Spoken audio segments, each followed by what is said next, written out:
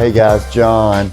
As Tammy Wynette would say, our divorce became final today. What we want to avoid is the spouse that got to keep the house. I think most spouses, the staying spouse wants to keep the house. You don't want to move the children around possibly. If you're going through a divorce, you don't want to have them to go to different schools. So they work with their divorce attorney. They get to keep the house and the kids, and they put a clause in there that they'll refinance it later, get the other spouse off of the deed and off the mortgage, and everybody will be as happy as they can be after the divorce. But I've got a story to tell you about how bad that can be.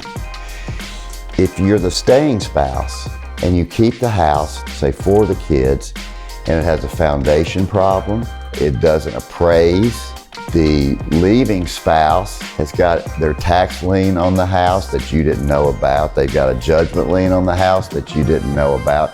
They took out a second mortgage somehow without you knowing about it. So you can't even refinance the house if you want to.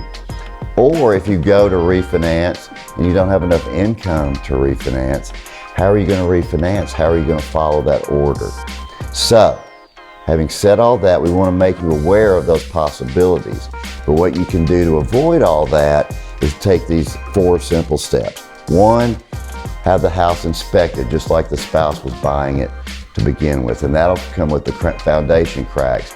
Do we need a new roof? Is the HVAC on its last leg? And you can take those repairs that are needed and adjust in the divorce settlement for those repairs, so that the staying spouse does not have to come out of pocket with all those repairs.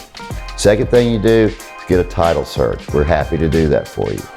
And we'll search the title, make sure the leaving spouse doesn't have any liens or judgments that have attached to them that have subsequently attached to the home, to where you can't even sell it, much less refinance it. Get an appraisal, because when you're settling a marital estate, you want to make sure that you have the accurate value of the house. And that's going to be helpful to the staying spouse.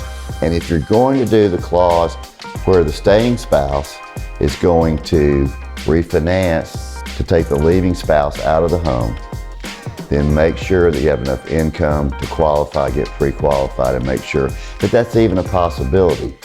We know the last thing you want to do is to uproot the kids and leave the house, but that's not the last thing you want to do. The last thing you want to do is keep the house, have a bad foundation, a bunch of liens on it, it's not worth anything, and you can't refinance it. That is the intelligent, cerebral decision, not the emotional decision. It's hard to make, but at least know what you're getting into if you're getting a divorce and getting the house in the divorce.